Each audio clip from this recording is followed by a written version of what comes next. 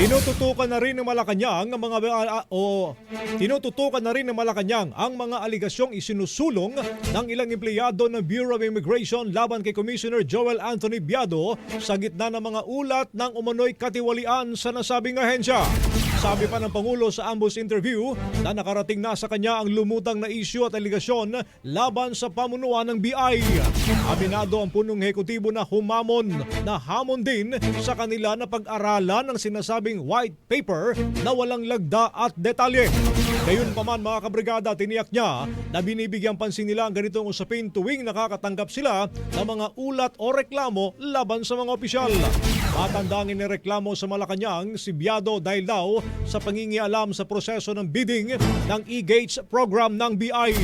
Habang nito lang nakalipas na buwan, isang grupo rin ng mga nagpapakilalang empleyado ng immigration ang nagsumbong sa palasyo kaugnay sa iba't ibang reklamo laban sa opisyal, kabilang ang ugnayan daw nito sa ilang pogo at questionabling patakaran sa mga nahuhuling foreign national na pogo workers.